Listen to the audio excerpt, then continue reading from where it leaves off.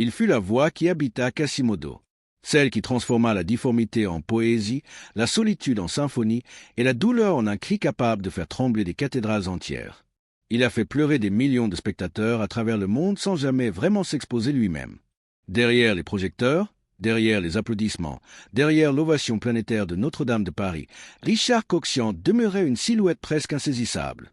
Alors que la comédie musicale conquiert l'Europe, l'Asie, l'Amérique, alors que les chansons deviennent des hymnes intergénérationnels, il s'efface. Pas de scandale public à l'époque, pas de déclaration dramatique, pas d'adieu solennel. Juste un silence. Un retrait progressif, presque invisible.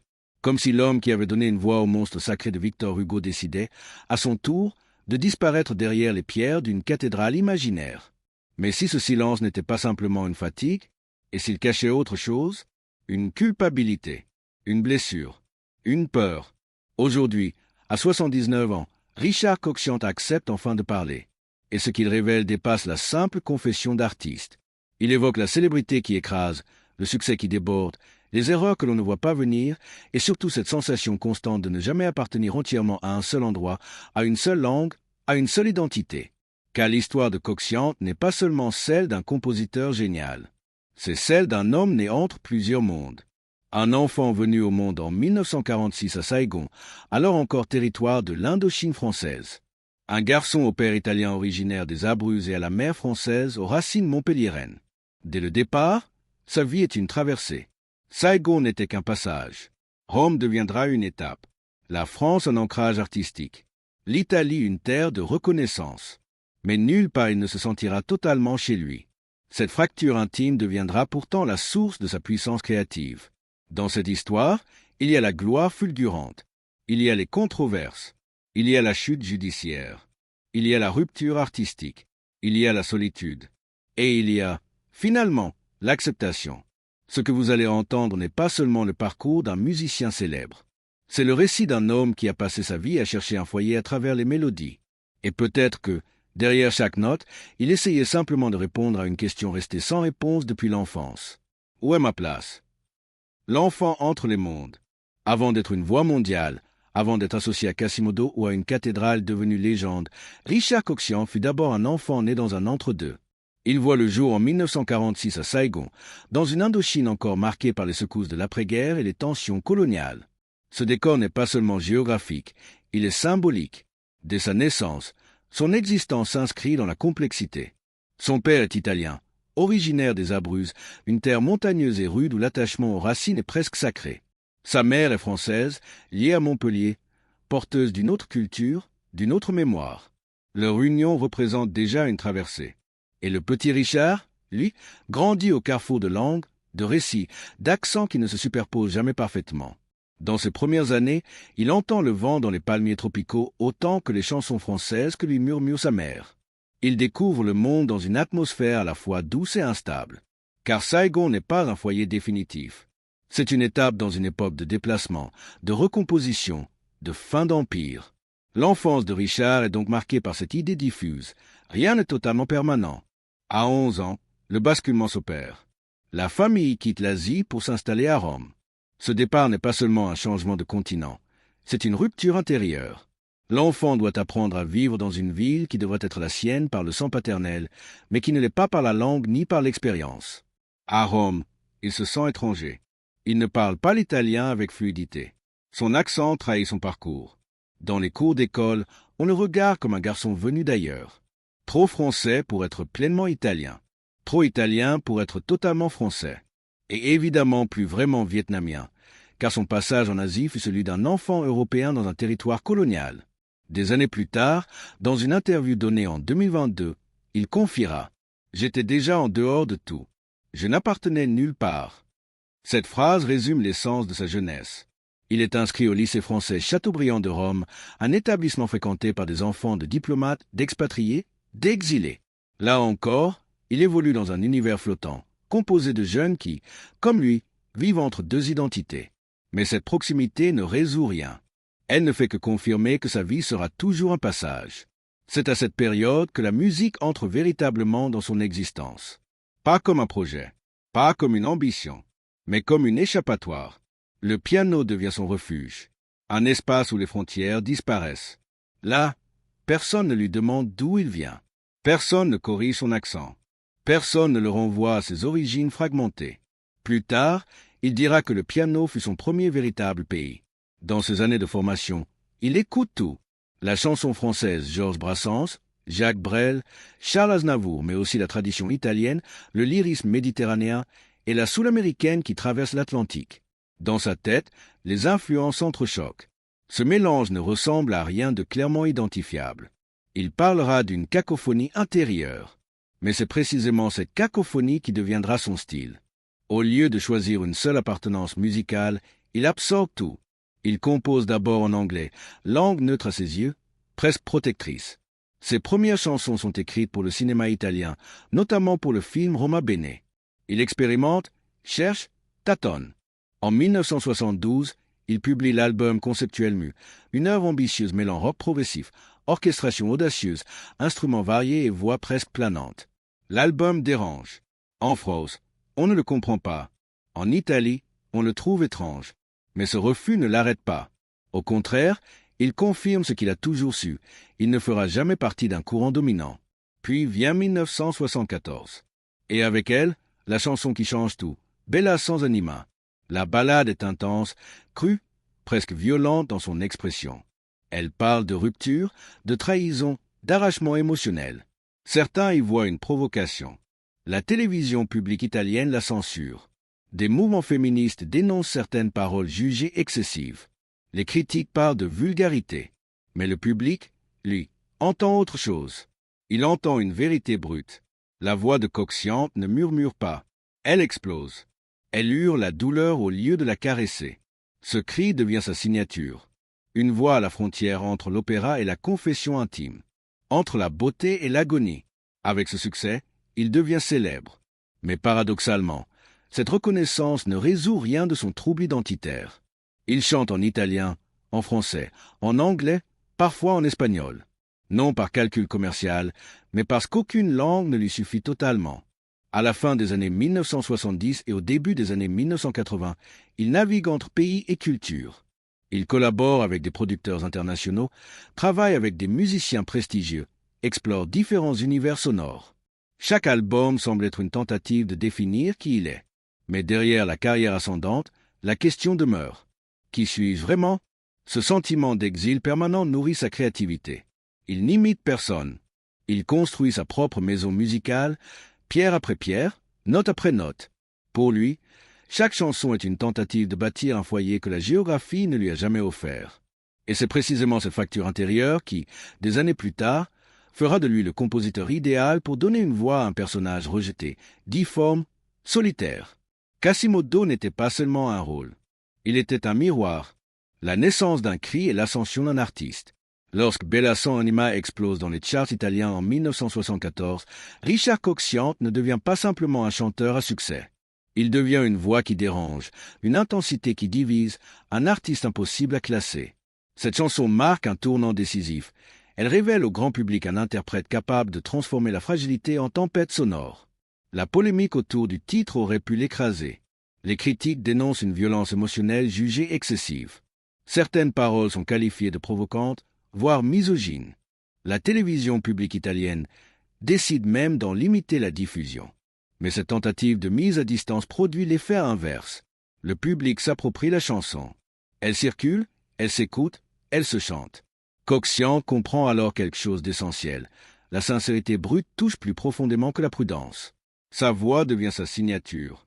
Ce n'est pas une voix lisse. Ce n'est pas une voix décorative. C'est une voix qui tremble, qui se brise, qui s'élève soudainement dans des hauteurs presque opératiques. Elle semble parfois sur le point de se rompre, mais elle tient. Toujours. Cette tension constante crée une émotion rare. Dans les années qui suivent, il refuse de s'enfermer dans le rôle du chanteur romantique italien classique. Il compose, expérimente, traverse les styles. Il chante en plusieurs langues, italien, français, anglais, espagnol, non pour séduire des marchés différents, mais parce que son identité même est multiple. Il n'a jamais eu une seule patrie linguistique. Ses albums de la fin des années 1970 explorent des territoires variés, ballades intimes, envolées orchestrales, influences rock progressif, touches de soul américaine. Il collabore avec des musiciens internationaux, notamment le producteur américain James Newton Howard, élargissant encore son horizon sonore. Cette période est marquée par une quête permanente. Chaque disque semble être une tentative de se redéfinir. Il refuse la répétition confortable. Il préfère le risque à la sécurité. Dans les années 1980, il interprète également des reprises des The Beatles accompagnées par le London Symphony Orchestra. Ce choix illustre parfaitement son goût pour la fusion, mêler la pop mondiale à la puissance symphonique. Il cherche constamment à créer des ponts entre les genres, comme s'il voulait prouver que les frontières artistiques sont aussi artificielles que celles qu'il a traversées dans sa vie. Pourtant, malgré le succès, une forme de solitude persiste. Être applaudi ne signifie pas être compris. Derrière les tournées et les albums, il demeure cet homme qui doute de son appartenance. Il évoquera plus tard cette sensation d'hybridité permanente. Au Vietnam, j'étais l'enfant blanc. En Italie, le garçon au français parfait. En France, le chanteur italien. Cette phrase résume son parcours. Il est toujours légèrement déplacé, jamais totalement raciné. Mais cette instabilité devient une force. Elle nourrit une sensibilité particulière. Ses chansons parlent souvent de rupture, d'abandon, de désir impossible. Il ne chante pas seulement l'amour heureux. Il chante la faille, la fracture, l'arrachement. Cette profondeur émotionnelle prépare, sans qu'il le sache encore, l'œuvre qui marquera l'apogée de sa carrière. Au milieu des années 1990, le projet d'une comédie musicale inspirée du roman de Victor Hugo commence à prendre forme. L'idée est ambitieuse. Créer un spectacle entièrement chanté, sans dialogue parlé, un opéra moderne capable de séduire le grand public. Pour un artiste comme Cocciante, habitué aux mélodies intenses et aux orchestrations puissantes, le défi est immense mais naturel. Il comprend immédiatement le potentiel dramatique de l'histoire. Le personnage de Quasimodo, être rejeté, difforme aux yeux du monde, mais doté d'une richesse intérieure immense, résonne profondément en lui. Ce n'est pas un hasard. Il reconnaît dans cette figure l'écho de sa propre expérience. Non pas une difformité physique, mais une différence identitaire. Une voix trop forte, trop dramatique pour certains. Une sensibilité jugée excessive. Lorsque Notre-Dame de Paris voit finalement le jour en 1998, le choc est immédiat. Les critiques sont d'abord hésitantes face à la structure entièrement chantée.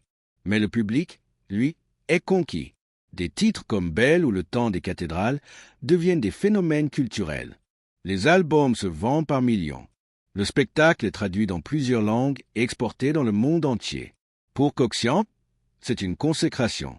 Lui qui a toujours vécu entre les cultures voit son œuvre franchir les frontières avec une facilité presque miraculeuse. De Paris à Séoul, de Montréal à Moscou, les spectateurs pleurent sur ses mélodies. Il atteint enfin une reconnaissance universelle. Mais ce succès gigantesque contient déjà les germes de futures tensions. Lorsque l'œuvre devient un phénomène mondial, elle dépasse ses créateurs. Les enjeux financiers explosent. Les contrats internationaux se multiplient. Les adaptations étrangères se succèdent. Et Cocciante, musicien avant tout, se retrouve plongé dans une complexité administrative et économique qu'il n'a jamais réellement cherchée. Il continue de composer, mais quelque chose change. La légèreté des débuts disparaît. La pression augmente. À mesure que sa musique envahit les scènes du monde entier, il se sent paradoxalement plus fragile. Il confiera plus tard que le succès fulgurant de Notre-Dame de Paris l'a parfois dépassé. Une minute, j'écrivais pour moi. La suivante, je devais gérer des versions internationales dans des pays où je n'avais jamais mis les pieds. Cette explosion mondiale, qui aurait dû être une libération, devient progressivement une source d'angoisse. Car lorsqu'une œuvre vous échappe, lorsqu'elle appartient au monde entier, il devient difficile de savoir ce qui vous appartient encore. Cocciante entre alors dans une nouvelle phase de sa vie. Une phase où la gloire publique contraste avec une inquiétude intérieure grandissante. Et bientôt, cette tension ne restera plus seulement artistique. Elle deviendra judiciaire, médiatique, personnelle. Mais à cet instant précis, à la fin des années 1990, le monde ne voit qu'une chose, un compositeur au sommet de son art, acclamé, célébré, presque intouchable. Personne n'imagine encore que derrière les applaudissements se prépare une chute brutale. Le triomphe mondial est la fissure invisible. Lorsque Notre-Dame de Paris devient un phénomène international à la fin des années 1990, Richard Cocciante touche ce que tout artiste imagine sans oser le formuler, l'universalité. L'œuvre dépasse les frontières linguistiques, culturelles et générationnelles. Elle s'impose comme un monument musical. Les salles affichent complet des mois à l'avance. Les albums se vendent par millions d'exemplaires. Les adaptations se multiplient en Europe, en Asie, en Amérique du Nord. À Séoul, Moscou, Montréal ou Rome, les spectateurs vibrent aux mêmes mélodies. Les chansons comme Belle deviennent des classiques instantanés. Pour un homme qui a passé sa vie à naviguer entre les langues et les identités, ce succès mondial ressemble à une forme de réparation symbolique. Enfin, il n'est plus entre deux cultures, il est partout. Mais cette expansion fulgurante transforme profondément la nature même du projet. Ce qui était au départ une création artistique audacieuse devient une machine gigantesque. Les contrats d'édition, les licences internationales, les droits dérivés, les adaptations locales, le merchandising. L'ampleur financière dépasse tout ce que Cocciante avait connu auparavant. Et c'est là que la fissure commence. Car Richard Cocciante n'est pas un gestionnaire. Il n'est pas un stratège financier. Il est un compositeur. Il pense en harmonie, en orchestration, en crescendo. Il ne pense pas en montages fiscaux, en flux de royalties transnationaux, en optimisation juridique. Dans plusieurs entretiens ultérieurs, il admettra avoir été dépassé par la rapidité avec laquelle le succès s'est transformé en complexité administrative. Une minute, je travaillais sur une mélodie. La suivante, il fallait comprendre des mécanismes financiers dans ce pays différent. Le succès de Notre-Dame de Paris n'était plus seulement artistique. Il était industriel. Au début des années 2000, le spectacle continue de tourner sans relâche. Les distributions changent, les décors évoluent, mais la musique demeure intacte. Elle est chantée par de nouvelles voix, dirigée par de nouveaux chefs d'orchestre. L'œuvre devient presque indépendante de son créateur. Ce phénomène est paradoxal. D'un côté, il confirme la puissance de sa composition. De l'autre, il l'éloigne progressivement du centre du récit. Dans les médias, un autre nom s'impose avec force, Luc Plamondon. Parolier flamboyant, à l'aise face aux caméras, déjà célèbre pour Starmania, il incarne volontiers la dimension narrative et médiatique du projet. L'équilibre initial entre musique et paroles commence à se modifier dans la perception publique. Certains articles présentent Plamondon comme l'architecte principal de l'œuvre. La musique, pourtant fondation émotionnelle du spectacle, devient moins visible dans les discours médiatiques. Cocciante, lui, ne cherche pas à corriger cette image. Il se tient à distance des plateaux télévisés. Il refuse de multiplier les interviews. Il laisse la musique parler pour lui. Mais dans cette tenue se cache déjà une forme de retrait. Des proches évoqueront plus tard un sentiment diffus d'effacement. Non pas une rivalité ouverte, mais une lente dérive. L'œuvre qu'il avait portée à bout de bras semblait désormais appartenir à un récit collectif où sa présence devenait plus discrète. Pendant ce temps, les enjeux financiers liés au succès international continuent de croître. Les flux de revenus deviennent de plus en plus difficiles à suivre. Les sociétés de gestion, les intermédiaires, les partenaires étrangers se multiplient. Puis, en 2006, la nouvelle éclate. Le fisc français ouvre une enquête visant Richard Cocciante et son épouse, Catherine Boutet. Les autorités estiment que plusieurs millions d'euros de revenus issus de l'année 2000, notamment liés aux droits d'auteur et aux contrats internationaux de Notre-Dame de Paris, n'auraient pas été correctement déclarés. L'annonce agit comme une onde de choc. Pour le public français, où la question fiscale possède une dimension morale forte, l'accusation est lourde. Cocciante n'est pas seulement un artiste à succès. Il est associé à des chansons qui ont accompagné des moments intimes de la vie de millions de personnes. L'affaire progresse rapidement. Les documents comptables sont examinés. Les explications avancées par l'entourage parlent de confusion, de complexité, d'erreurs liées à l'explosion internationale du spectacle. Mais la justice suit son cours. En 2007, la plus haute juridiction française, la Cour de cassation, confirme la condamnation, fraude fiscale aggravée. La peine est lourde. 3 ans de prison avec sursis, une amende conséquente et une privation temporaire des droits civiques, civils et familiaux pendant 5 ans. Symboliquement, la chute est vertigineuse. L'homme qui avait donné une voix aux cloches d'une cathédrale imaginaire se retrouve juridiquement réduit au silence. La presse parle de « roi déchu ». Les titres s'enchaînent. Le scandale devient plus visible que l'œuvre. Pour Cocciante, le choc est profond. Non seulement parce qu'il y a condamnation, mais parce que l'image publique construite au fil des décennies se fissure brutalement. Pendant près de 20 ans, il choisira de ne presque jamais évoquer publiquement cette affaire. Il évite les interviews en France. Lorsqu'il apparaît, c'est principalement en Italie, dans des contextes maîtrisés. Un collaborateur confiera en 2024. Il était humilié. Il pensait avoir créé quelque chose de beau et durable, et soudain tout semblait réduit à une question d'argent. Cette période marque un tournant. Le succès mondial, qui avait symbolisé une reconnaissance universelle, devient aussi la source de sa plus grande blessure publique. Et dans cette tempête médiatique, une décision mûrit, se retirer, non pas disparaître totalement de la musique, mais quitter le centre, quitter la lumière, s'éloigner du tumulte français. Car pour un homme qui a toujours vécu dans la sensation d'être entre les mondes, cette condamnation renforce encore le sentiment d'exil.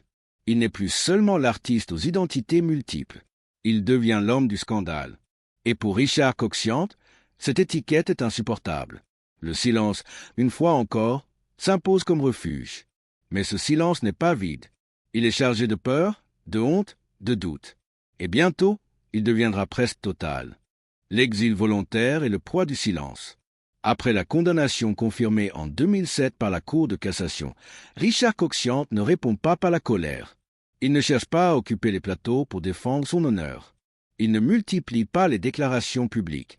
Au contraire, il choisit ce qu'il a toujours choisi face aux tempêtes, le retrait. Ce retrait n'est pas spectaculaire. Il n'y a pas d'annonce officielle, pas de déclaration dramatique. Il disparaît simplement des radars médiatiques français. Avec son épouse, Catherine Boutet, il quitte progressivement la vie parisienne pour s'installer loin du tumulte, dans un cottage discret à l'extérieur de Dublin. L'Irlande devient un refuge. Un pays à la lumière douce, au paysage ouvert, où l'anonymat est plus facile qu'à Paris ou à Rome. Ce choix géographique n'est pas anodin. Coxiant a toujours cherché des lieux intermédiaires, des espaces où il n'est ni totalement attendu ni totalement jugé. L'Irlande offre cette distance. Dans cette maison éloignée des grandes capitales culturelles, il recommence à composer, mais différemment. Il ne travaille plus sous pression. Il ne prépare pas une tournée mondiale. Il écrit des fragments, des esquisses, des mélodies qu'il enregistre parfois sans intention précise de publication. Des proches évoqueront des carnets remplis de notes musicales, des enregistrements vocaux inachevés, des thèmes qu'il développe sans jamais les transformer en projet public, comme si la création était redevenue un espace privé. L'histoire de Richard Coxiant n'est pas seulement celle d'un artiste à la voix inoubliable. Ce n'est pas uniquement celle du créateur de Notre-Dame de Paris, ni celle d'un compositeur multirécompensé. C'est avant tout le parcours d'un homme traversé par le doute, façonné par l'exil, porté par le succès et rattrapé par ses propres fragilités. Derrière les lumières de la scène, il y avait un homme en quête de paix. Derrière les ovations, une solitude silencieuse. Derrière les mélodies intemporelles, une question qui ne l'a jamais quitté. Trouver enfin sa place. Peut-être que le véritable héritage de Coxiant ne réside pas seulement dans ses chansons, mais dans cette sincérité brute, cette capacité à transformer les blessures en musique, à faire de ses failles une force, à rappeler que même les plus grandes voix portent leur propre silence.